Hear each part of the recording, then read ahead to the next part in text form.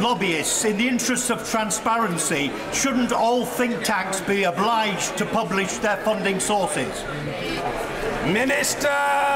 Mr. Speaker, we believe that the governing legislation in this case is working well, but would be happy to look into any specific further points he'd like to make. Miller! The Government Equality Office funding is in education, its staff are in the Home Office, and its ministers are in DFID. My Select Committee recommended a year ago the wholesale move of the GEO to the Cabinet Office. Does my right honourable friend agree with that? Well, my right honourable friend and her committee did indeed make a powerful case. This has needed a lot of cross-departmental discussion, but I hope that we will, in the very near future, be in a position to give her a definitive response. Well, I'm extremely grateful to the Minister. Everybody is present and correct. And it is no bad thing that we start Prime Minister's questions precisely on time. Questions to the Prime Minister, Mr. Alex Burkhart.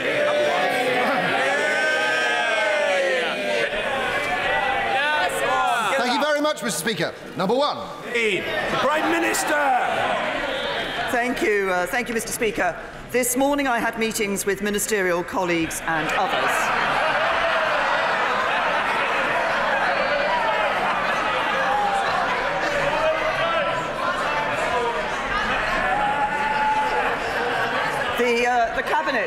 The Cabinet, Mr. Speaker, will meet this afternoon to consider the draft agreement the negotiating teams have reached in Brussels, and the Cabinet will decide on the next steps in the national interest.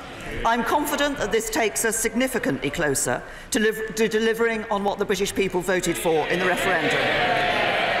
We will take back control of our borders, our laws and our money, leave the common fisheries policy and the common agricultural policy while protecting jobs, security and the integrity of our United Kingdom. And, Mr. Speaker, I will come back to the House to update it on the outcome. Alex Burkhart. Yesterday saw the best wage growth figures in a decade.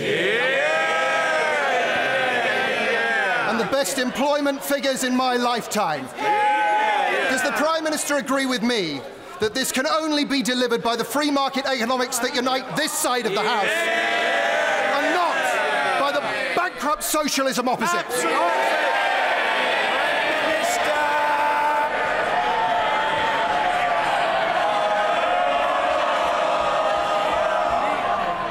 My honourable friend is absolutely right. As he references yesterday's figures, they showed more people in work than ever before. They showed the female unemployment rate at a record low, and as he says, the fastest regular wage growth in nearly a decade. But can I say to my honourable friend, that is also on top of figures last week that showed our economy growing 3 times faster than the Eurozone average. The share of jobs on low hourly pay at a record low, and the number of children in workless households at a record low. But you only get that by good Conservative management of the economy. Jeremy Corbyn. Thank you, Mr. Speaker. After 2 years of bungled negotiations, from what we know of the government's deal, it's a failure in its own terms. It doesn't deliver a Brexit for the whole country. It breaches... If necessary, I'll say it again and again to members on both sides of the House. Voices must be heard. I happen to know that there are visitors from overseas in the gallery. Let's try to impress them. Order, not merely with our liveliness, but with our courtesy. Mr. Jeremy Corbyn. It breaches the Prime Minister's own red lines. It doesn't deliver a strong economic deal that supports jobs and industry. And we know they haven't prepared seriously for no deal. So does the Prime Minister still intend to put a false choice to Parliament between her botched deal or no deal? Prime Minister. Can I say to the right honourable gentleman that he's wrong in the description that he set out, but can I also say to him, time and time again, he has stood up in this House and complained and said that the government isn't making progress, the government isn't anywhere close to a deal. Now, when we're making progress and close to a deal, he's complaining about that. clearly shows is that he and the Labour Party have only one intention. That is to frustrate Brexit and betray the vote of the British people. Jeremy Corbyn! Well, Mr. Speaker, after the utter shambles of the last 2 years of negotiations, the Prime Minister should look to herself in this. And she hasn't managed to convince quite a lot of people behind her.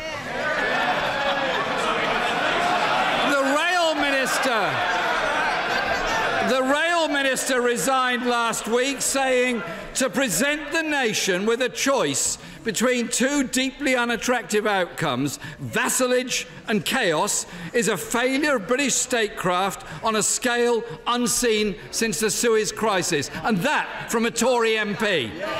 Last night, the EU's lead Brexit negotiator reportedly told the 27 European ambassadors the UK must align their rules, but the EU will retain all the controls. Is that a fair summary of the Prime Minister's deal? Prime Minister! Can I say to the right honourable gentleman, as I have said all along throughout these negotiations, what we are doing is negotiating a good deal for the United Kingdom. We're negotiating a deal that delivers on the vote of the British people, that takes back control of our money law and borders, that ensures we leave the common fisheries policy, we leave the customs union, we leave the common agricultural policy, but we protect jobs, we protect security, and we protect the integrity of the United Kingdom. Jeremy Corbyn! Mr. Speaker, under the Prime Minister's deal, we're going to spend years with less say over our laws or how our money is spent. And the International Trade Secretary said last week that the decision to withdraw from any backstop agreement could not be contracted to somebody else. Can the Prime Minister confirm whether under her deal it will be the sovereign right of the UK Parliament to unilaterally withdraw from any backstop? Prime Minister! I say to the right honourable gentleman, there needs to be a backstop as an insurance policy.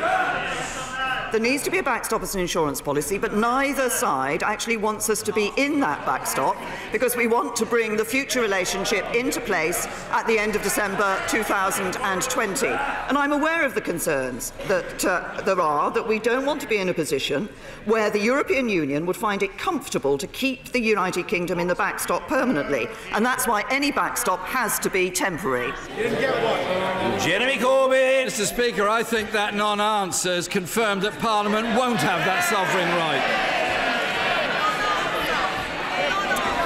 Mr. Speaker, the International Trade Secretary breezily declared he'd have 40 trade deals ready to be signed the second after midnight when we leave the EU. How's it going? Well, with 4 months to go, can the Prime Minister tell us exactly how many of these 40 deals have been negotiated? Prime Minister! We are doing two things. First of all, we are negotiating to ensure that we maintain the trade deals that currently exist with the European Union when we leave the... I'm sorry. It's not acceptable for members to shout at the Prime Minister when she's answering questions. We've been talking recently in this chamber about respect and good behaviour. On both sides, the person who has the floor must be heard. And that's the end of the matter. The Prime Minister.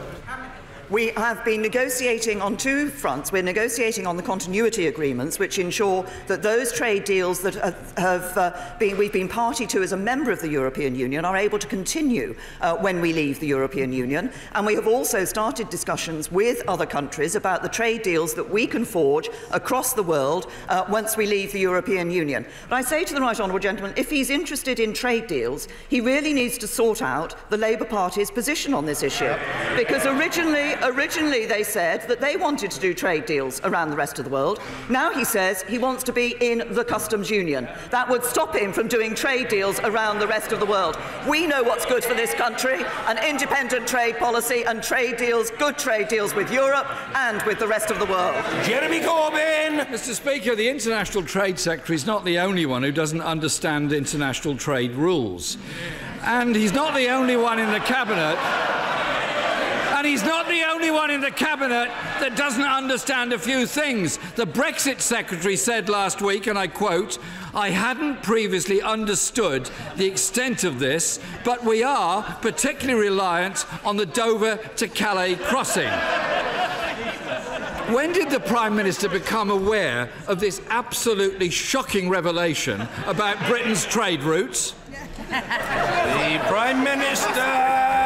I really have to say to the right honourable gentleman, he stands here and reads out something that says that we don't know about trade policy. We do know about trade policy. That's exactly why we're negotiating the continuity agreements. It's why we'll be taking our place as an independent state in the World Trade Organization. But he wants to talk about different positions that are being taken. What we're doing is delivering a good deal that will deliver on the vote of the British people. We're delivering Brexit. What have we seen recently from the Labour Party? Well, the Labour leader said we can't stop Brexit. The shadow Brexit secretary said we can stop it. So when he stands up, he should make it clear. Is it Labour Party policy to stop Brexit? Jeremy Corbyn. Mr. Speaker, Labour respects the result of the referendum. But what we don't respect is the shambolic mess that this government has made of negotiations. The mess they've created that they can't now get themselves out of. We won't let them destroy this country's economy or the jobs and life chances of so many others.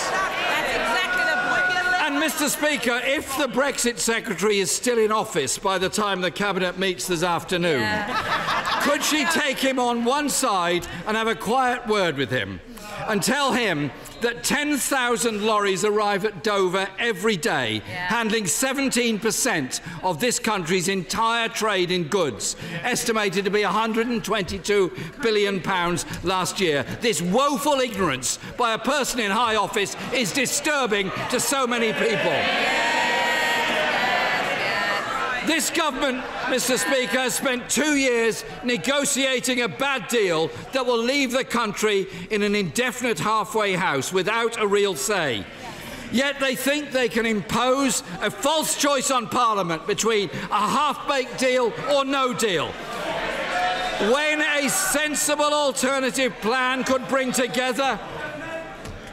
No matter how long it takes, the right honourable gentleman will not be shouted down in the House of Commons. It's as simple and unarguable as that. Jeremy Corbyn. Mr. Speaker, when a sensible alternative plan could bring together Parliament and the country. Even Conservative MPs say the Prime Minister is offering a choice between the worst of all worlds and a catastrophic series of consequences.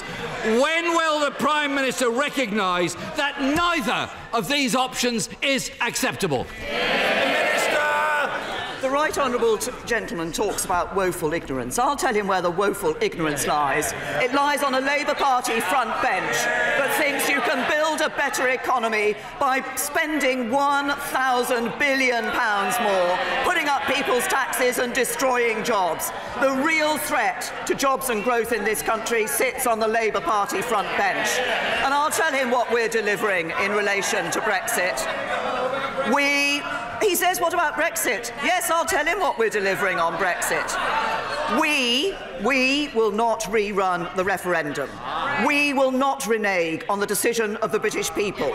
We will leave the customs union, we will leave the common fisheries policy, we will leave the common agricultural policy, and we will take back control of our money, laws and borders. We will deliver Brexit, and the United Kingdom is leaving the European Union on the 29th of March 2019. Mr. Peter Bone. Thank you, Mr. Speaker. Is the Prime Minister aware that if the media reports about the EU agreement are in any way accurate, you are not delivering the Brexit people voted for, and today you will lose the support of many Conservative MPs and millions of voters across the country? Prime Minister!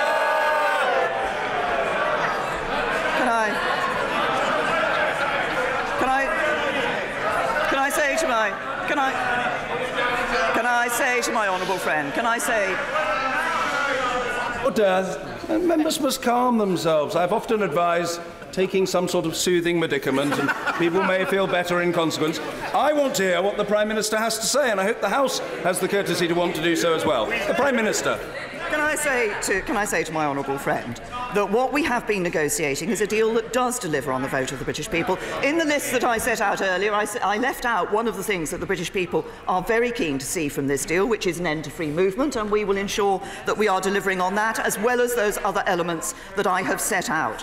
What we're doing is a deal that delivers on that vote, but in doing so protects jobs, protects the integrity of our United Kingdom, and protects the security of people in this country. Ian Blackford.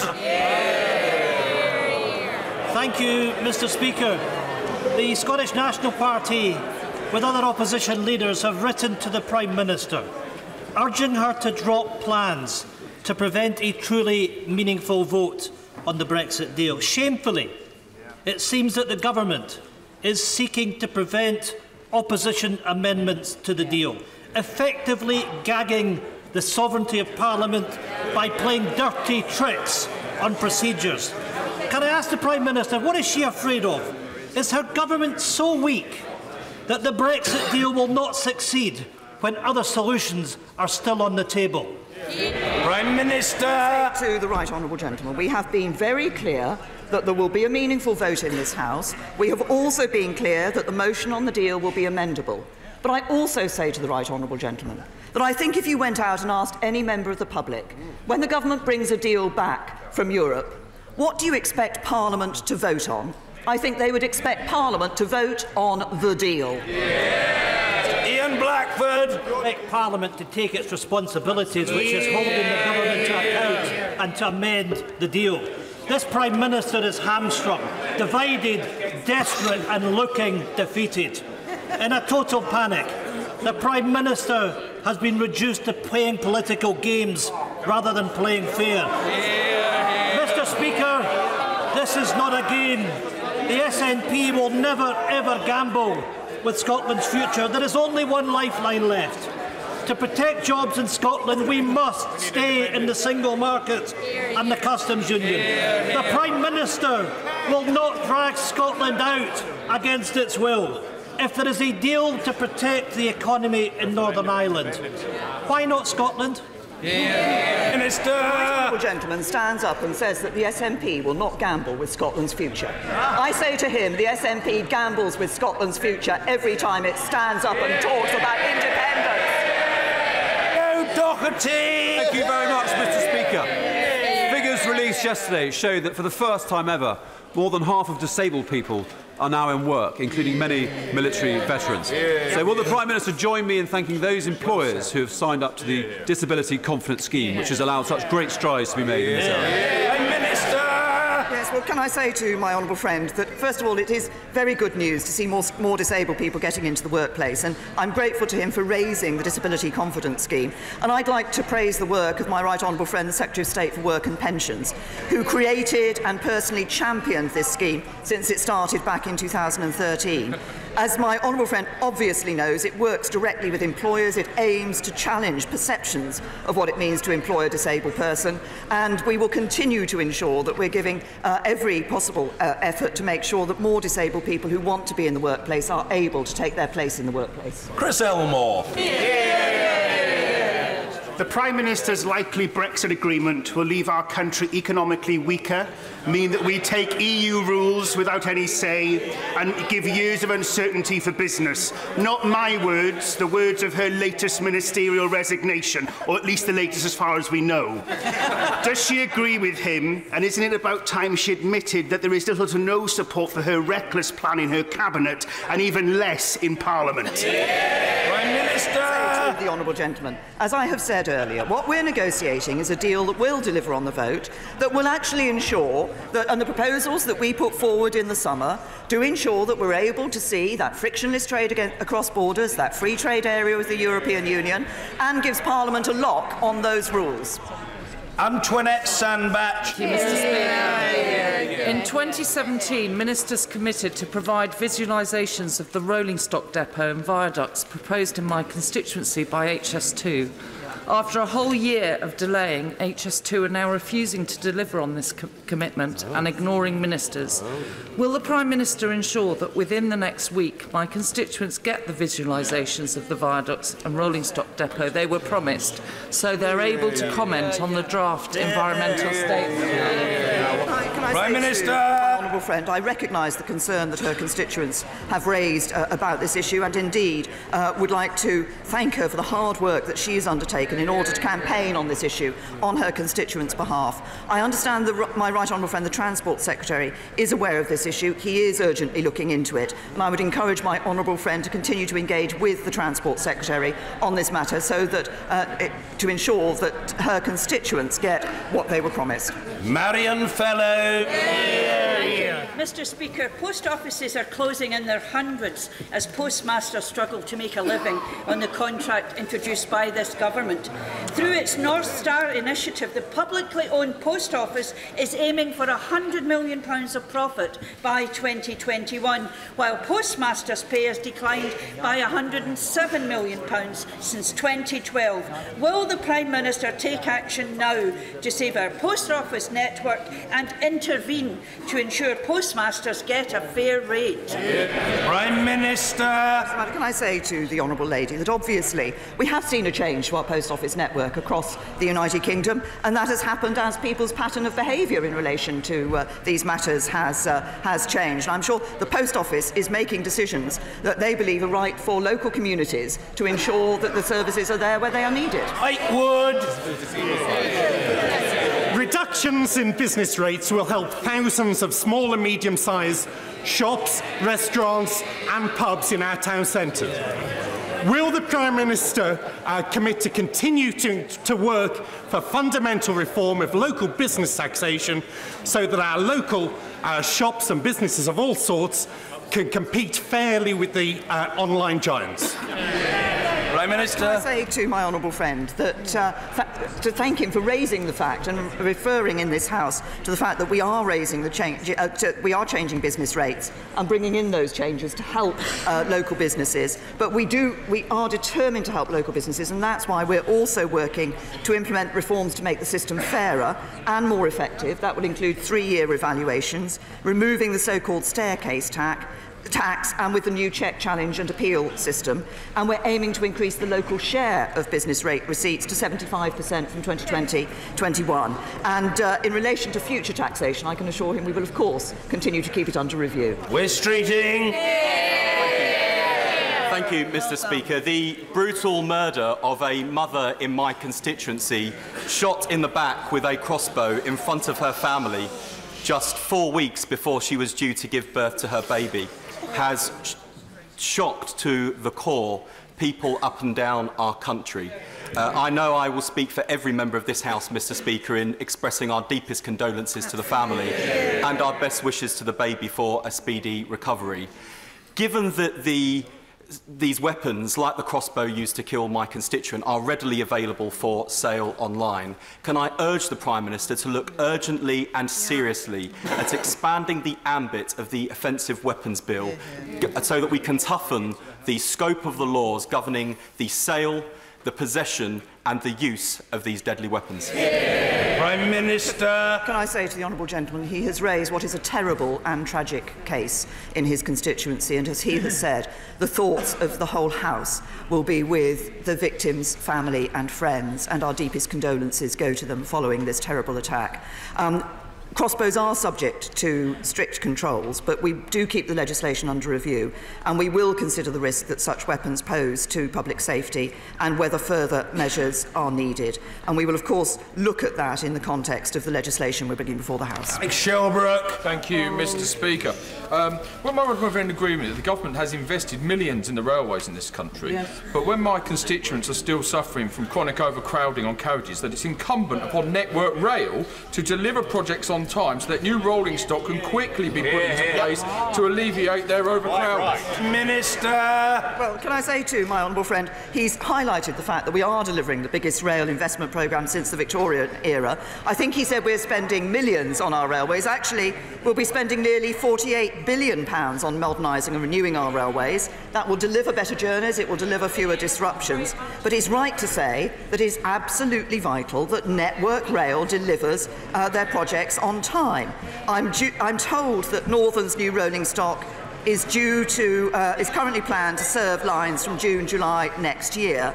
But I know my honourable friend has been campaigning excellently on this issue, and I'd encourage him to continue to do so. Von Favar. I'm privileged to have 2 award-winning sixth form colleges in my constituency. However, with no increase in funding since 2010, Winstanley College has cut German A-level from the syllabus, and St John Rigby has drastically reduced pastoral support. Does the Prime Minister believe, like the Chancellor, that these are just little extras, or will she agree it's time to raise the rate? Prime Minister! I'd say to the honourable lady that, of course, if you look across what we've been doing in funding for education overall, we have been putting extra money into funding in the... Everybody says not in FE. Actually, in FE, we've invested nearly £7 billion this year to make sure there's an educational training place for every 16 to 19-year-old who wants one. We're also transforming technical education through the T levels, and with £500 million a year, once they're fully rolled out, going into that. And by 2020, the funding available to support adult participation in further education is planned to be higher than at any time in England's history. Kwasi Kwarteng. Mr. Speaker, thank you very much. Will the Prime Minister join me in paying tribute to my constituent, Dennis Brock, who will be celebrating his 100th birthday next week? And uniquely, he has been ringing the bells in St Mary's Church, Sunbury, for 87 years, and we believe confidently that he's the oldest bell ringer in the world. Will she join me in paying tribute to him? Prime Minister! Can I? Order, I want to hear about the bell ringing situation. The Prime Minister. Thank you, Mr. Speaker. Can I say to my honourable friend that I'm very happy, first of all, to wish Dennis Brock a very happy 100th birthday, and secondly, to pay tribute to him for his 87 years of bell ringing. This is, I'm sure, as my honourable friend says, a considerable and significant record, and I think the support that he's given and the work that he's done, his commitment to St Mary's in Sunbury-on-Thames is truly inspiring. Ruth Smith! Over a third of children in my great city are currently living in poverty. Our local food banks have seen a 42% increase in demand since universal credit was imposed on us in June. Most referrals come from the Tory-led City Council, who are refusing to give them a penny. Is this compassionate conservatism? No. Say to the honourable Prime Minister, as she is well aware, we're introducing universal credit. The previous system of the benefit system we inherited from the Labour Party did not work. It left over 1 million people living on benefits, trapped in benefits for more than up to a decade. What we are doing is ensuring that people have the more encouragement to get into the workplace, and when they're in the workplace, work always pays. And as I said, we have seen very good figures in the significant reduction in the number of children in workless households. Mr. Kenneth Clerk. Mr. Speaker, at the moment we're in the middle of a swirl of rumours about the proposed deal with the European Union and a torrent of criticism from all the government's most ferocious critics. But one of the rumours is that if the Cabinet agrees the deal this afternoon, the government proposes later today to publish a white paper setting out the details.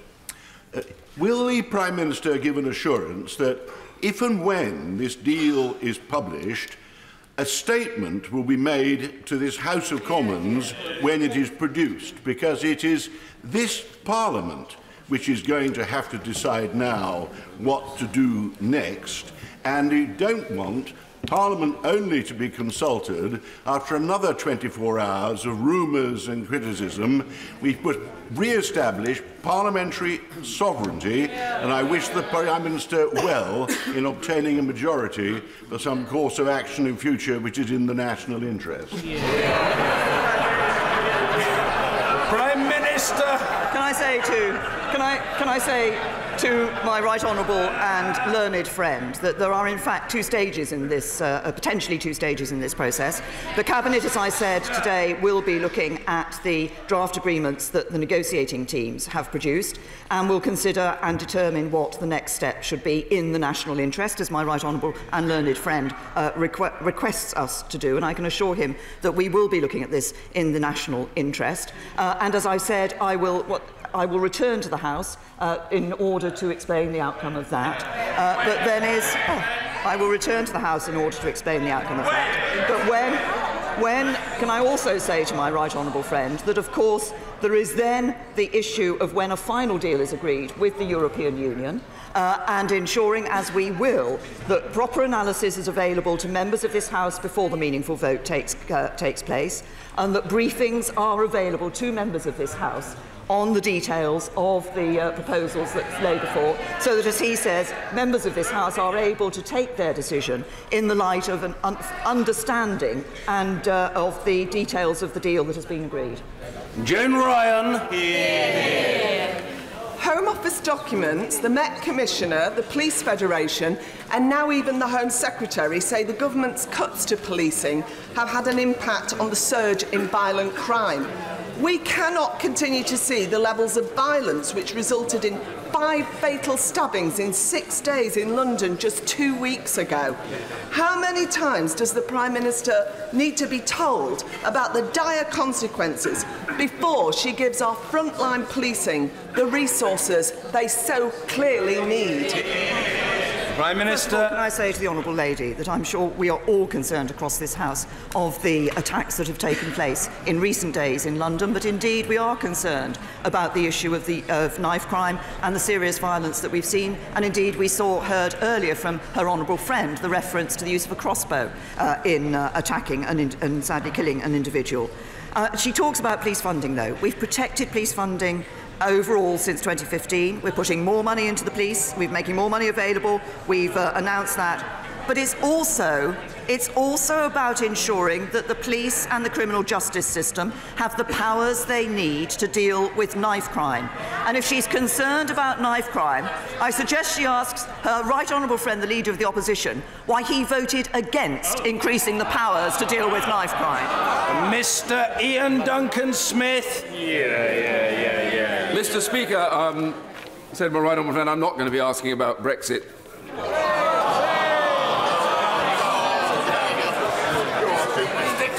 For now, but can I say to her that I was enormously proud of my government for agreeing to lower the stake on fixed odds betting terminals to £2 because they have caused endless harm, terrible damage to families, and it was the right decision. Since then, there has been a hiatus about the date in which this would start. Can I ask my right honourable friend, is it a reality that now that we have put down an amendment, that the government will accede and that we will get this process started on the 1st of April next year?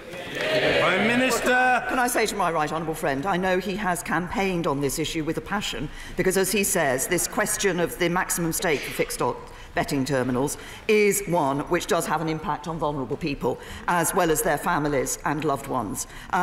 And I recognise the strength of feeling on this issue. I know gambling addiction can devastate lives. So our priority is making sure that this change delivers the results we all want to see. We are listening to the concerns being raised by colleagues, and if my right honourable friend will have a little patience, I can tell him that my right honourable friend, the Culture Secretary, will set out further details later today. Mr. Ronnie Campbell. Mr. Speaker, the Institute of Fiscal Studies has indicated that by the year 2020-22, child poverty has risen from 30% to 37%. Right. Now, any government who treats its people like that's not worth the salt. Yeah. But I suppose this government never had any salt anyway. Yeah. Shouldn't the government be ashamed of itself, allowing this situation to develop with children? Yeah. Can I say to the honourable gentleman, what we have seen under this government is absolute poverty reducing to a record low. We have also seen, as I've referenced earlier, a significant reduction in the number of children in workless households. When you look at the figures, actually 3/4 of children are taken out of poverty when their household moves from being a workless household to a household with work, which is why the changes we are making to ensure that our benefit system, our welfare system, is one that encourages people into work and makes sure work pays, are the right changes. Julia Lopez. Thank you, Mr. Speaker. Former New Zealand High Commissioner and experienced trade negotiator Sir Lockwood Smith told our International Trade Committee, if you remain bound to the EU's regulatory system, you will not be able to have a significant global trade strategy. Will my right honourable friend advise if this might be one of the prices to pay for her Brexit deal? Prime Minister. No, it is not one of the prices paid that she refers to. We will be able to still strike those trade deals around the rest of the world, and I'm pleased to say, as I said earlier, that there are a number of countries that are not just expressing an interest in that, but as we've seen and as I saw 2-3 weeks ago, countries like Japan and Vietnam and Australia keen that we should talk to them about joining the CPTPP.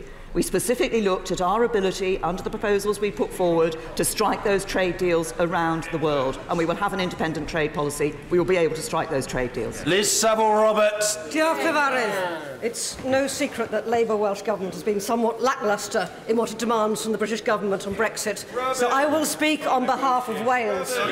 When will the devolved Parliaments be given the opportunity to see the withdrawal agreement text and see for themselves the devastating effect leaving the European frameworks will have on each of the devolved nations? Prime Minister. Lady, that, as I indicated in response to my right honourable and learned friend, the member for Rushcliffe, we will ensure that information is available to members of this House on the withdrawal agreement and on the future relationship that is agreed with the European Union. We will ensure that briefings are available, that documents are available, and that the analysis that the government has previously committed to itself to is available, so that when members of this House come to the meaningful vote on a deal, they will be able to have that information and cast their vote against the background of that information. Sir Roger Gale. Mr. Speaker, further to the point raised by my right honourable friend, the member for Rushcliffe, as soon as practicable following the Cabinet meeting this afternoon, would my right honourable endeavour to make available to all members the details of the draft agreement, so that those of us who wish to do so can comment upon the basis of fact rather than ill-informed speculation? Prime Minister.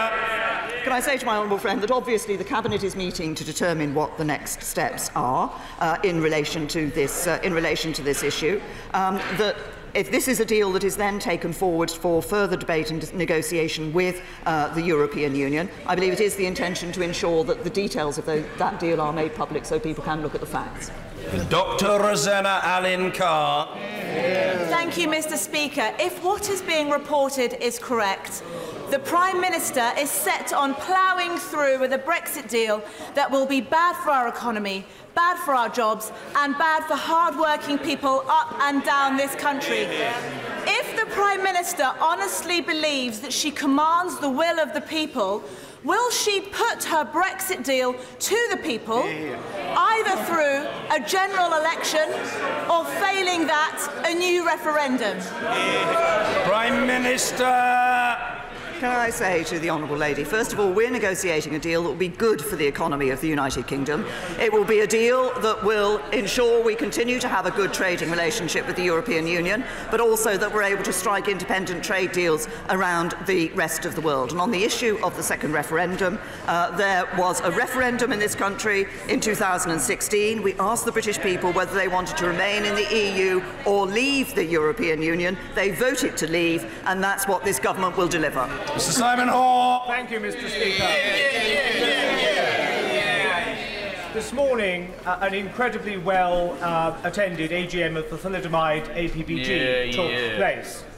Could I invite my honourable friend, my right honourable friend, to lend her support and that indeed of the Foreign and Commonwealth Office to talk to the German government, to persuade them of the case of the merit for social justice, and to deliver a lasting solution for those who have suffered for too long. Well, can I say to my honourable friend, and I first of all thank him for the way he has been championing this cause, and I think it is significant that so many years after this thalidomide caused the problems and the difficulties for people that it did, we still see, as he says, having people like himself and others having to campaign on this particular cause. And I will certainly look into and ask the Foreign and Commonwealth Office to look into what he says about the possibility of speaking to the German government on this particular issue. Mike Kane. Thank you, Mr. Speaker. Asia Bibi spent 8 years on death row in Pakistan for a crime she did not commit. Since the High Court quashed her conviction, she has been in hiding. Weekend reports suggested she had applied for asylum in Britain. Does the Prime Minister agree that Britain should be a beacon for human rights and those fleeing religious persecution? Prime Minister! I say to the honourable gentleman that our primary concern is for the safety and security of Asia Bibi and her family, and we want to see a swift resolution of the situation. Obviously, there's an issue for the government and courts in Pakistan, and the Prime Minister, Imran Khan, has publicly supported the Supreme Court and promised to uphold the rule of law while providing continued protection for Asia Bibi. But a number of countries are in discussion about providing a safe destination for her once the legal process is complete. I'm sure the House will understand. Given the sensitivity of this case, it wouldn't be right to comment on the details of those proposals at this stage. But we remain in close contact with international partners to ensure Asia Bibi's long-term safety and her interests. In Vickers. Thank you, Mr. Speaker. The Prime Minister confirmed earlier that we will indeed be leaving the common fisheries policy, which is very welcome, but she'll be aware there is still considerable concern within the industry. Can she give an absolute assurance that it will be for the UK and the UK alone to determine who fishes in our national waters after a deal is signed? Yes. Prime Minister. I reassure my honourable friend that we will become an independent coastal state, and it will be the UK negotiating on the UK's behalf in terms of access to UK waters. Kate Hurry.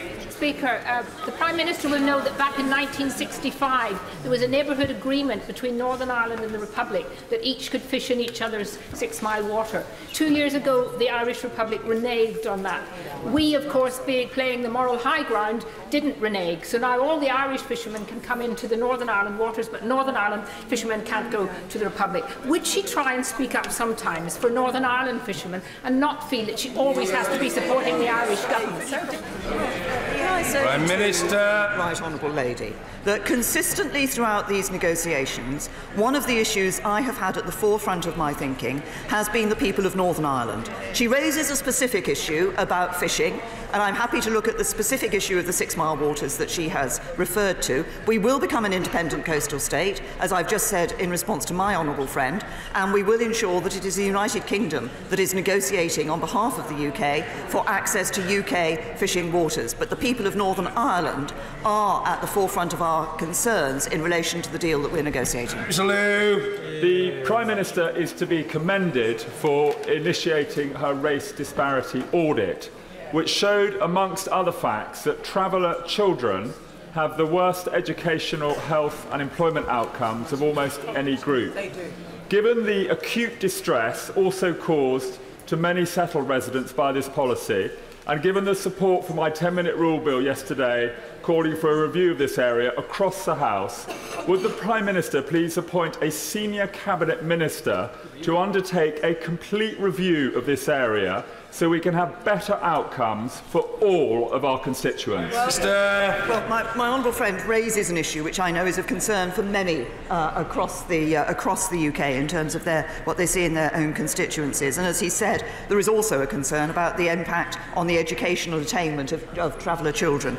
As he will know, we published a consultation on tackling unauthorised encampments in April, and we will respond on that in due course. But we are committed to strengthening the authorities, local councils and the police's powers to address these problems and to ensure fair play. And we take this issue very seriously, and we're carefully considering the response that we can give to the consultation. On break.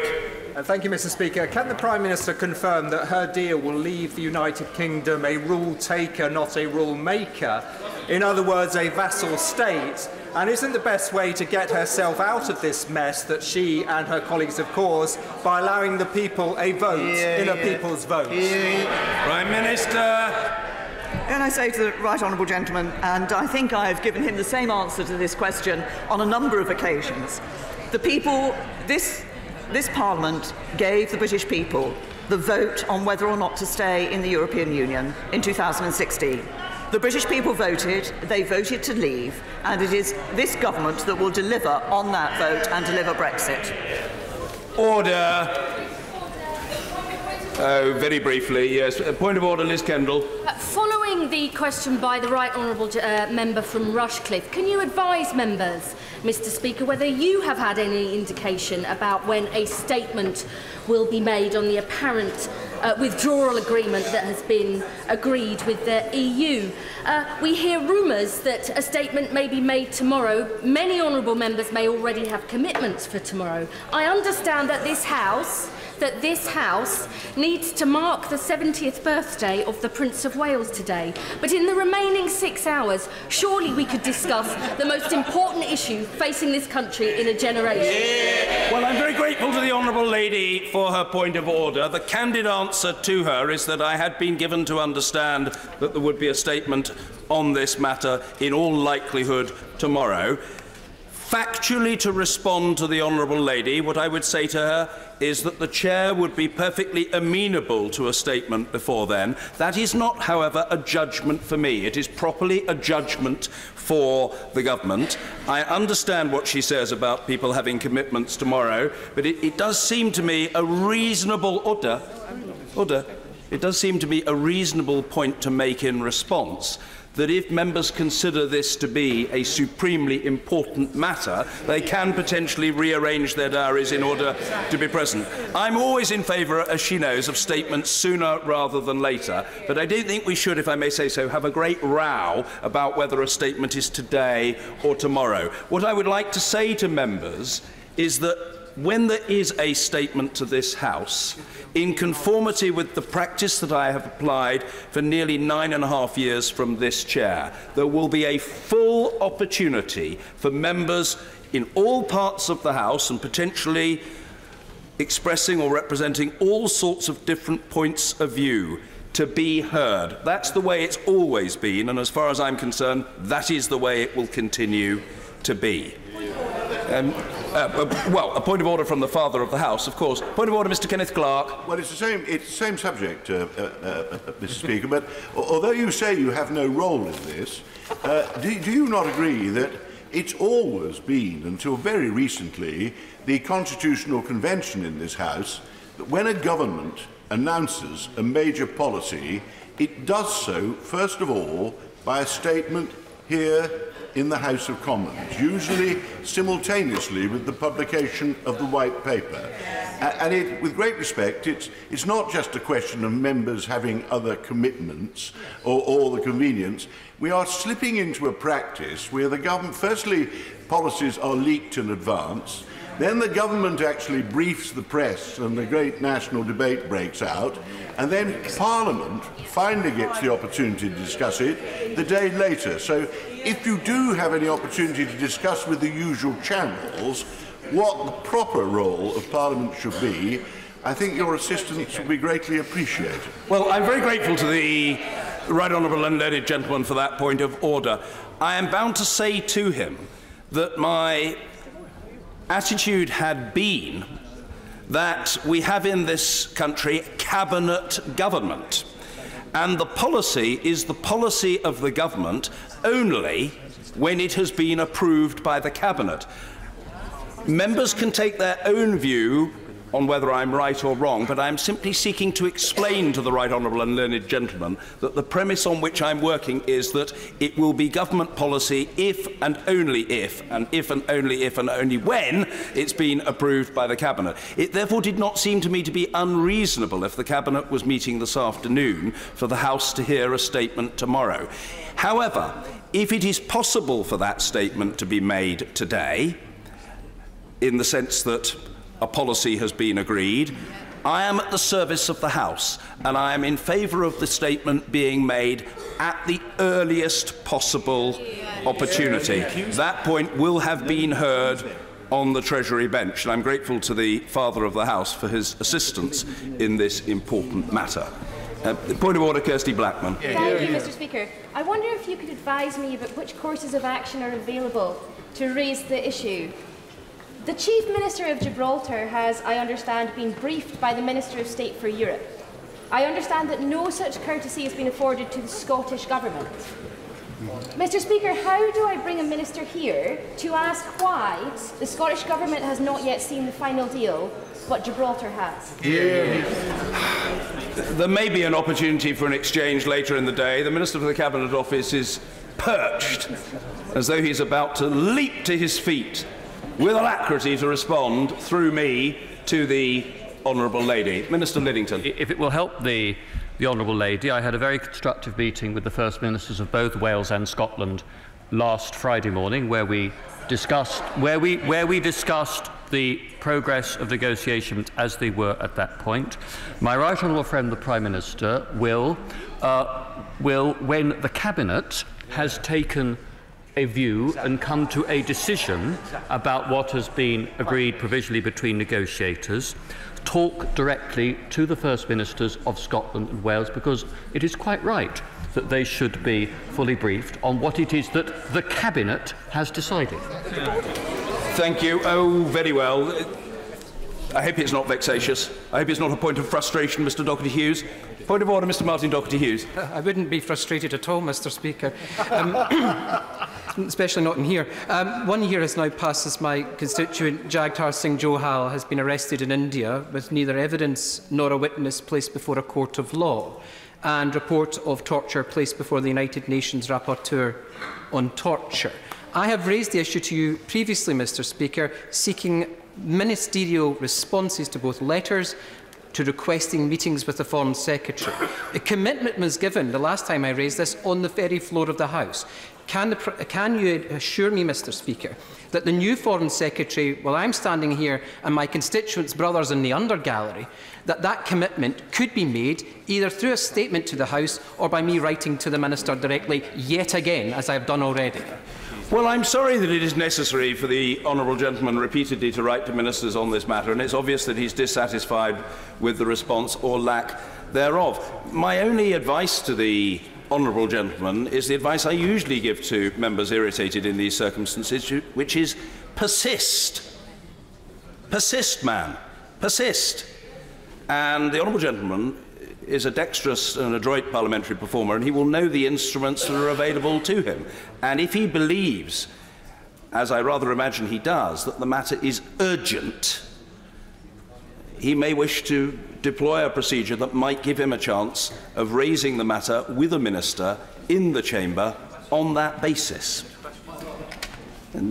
Point of order, Mr. Jonathan Ashworth. Grateful. The House may well not have seen that another issue has just broken in the news, namely that over 48,000 women have not received correspondence regarding cervical screening appointments and have gone without correspondence regarding cervical screening results, 500 of which apparently concerned abnormal results. This is the latest failing of Capita, and Capita should lose this contract and the service should become in-house. The previous Health Secretary, the current Foreign Secretary, would routinely update the House on these types of matters. Has the Secretary of Health given you indication that he's going to come to this House and update the House so we can ask questions on behalf of our constituents? The answer to the Shadow Secretary of State for Health is no, but I would very much expect that the House will be addressed on this matter very soon, certainly within a matter of days. And the honourable gentleman, in common with the honourable gentleman, the member for the Scottish National Party, to whom I replied a moment ago,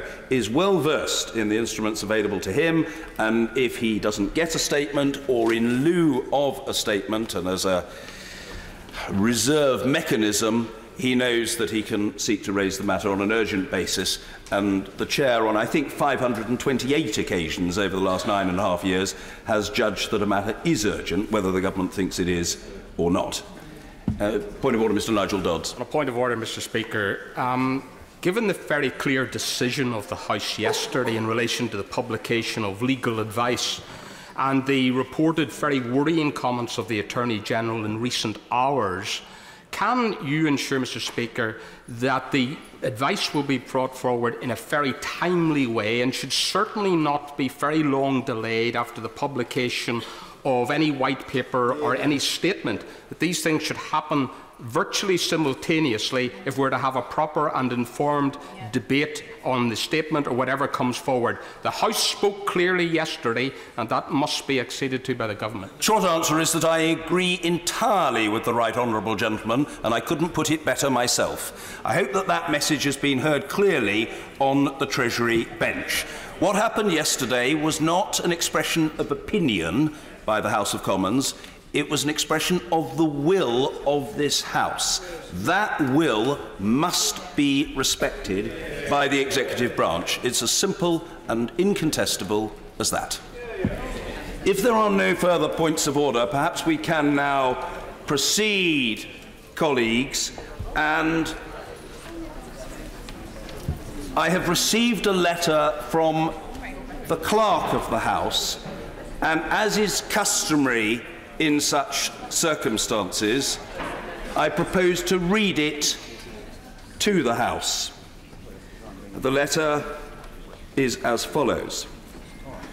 Dear Mr. Speaker, I write to inform you that I have indicated to Her Majesty the Queen that I intend to surrender my patent as Clerk of the House on the 1st of March next year.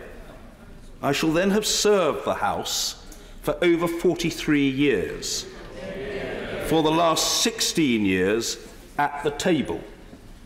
In March 2019, it will be 4 years since I was appointed as the 50th Clerk of the House.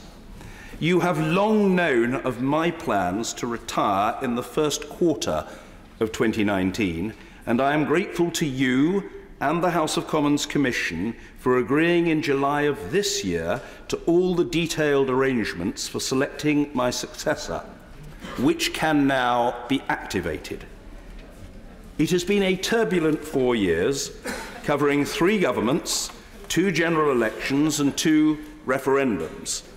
The murders of Joe Cox MP and PC Palmer, threats to our physical and cyber security, and the ebb and flow of launching restoration and renewal. It has seen the establishment of the new Parliamentary Digital Service and the Parliamentary Security Department, as well as new governance structures. And it hardly needs saying there may be more turbulence over the next few weeks and months. The last 12 months have also, of course, seen the surfacing in various ways of the complex issue of bullying and harassment and sexual misconduct in the parliamentary community.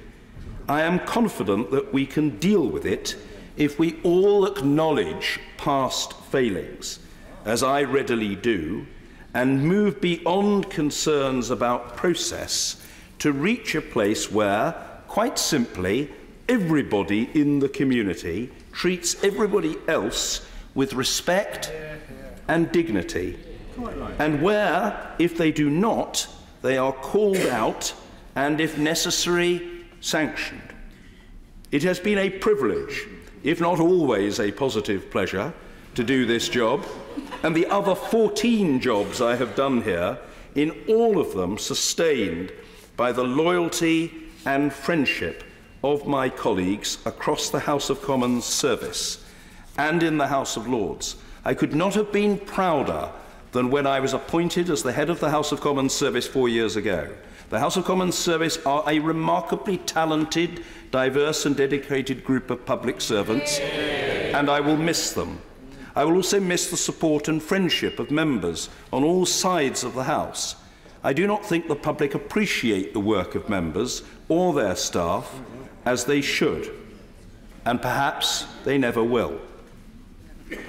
Members demonstrate the best of public service in so many ways, in scrutiny and debate and inquiry here, and in representing their constituents. I have found the House at its best to be a kind and generous place, I am also glad over the past 4 years to have been able to visit a number of constituency offices around the country and see at first hand the public service provided by members' staff.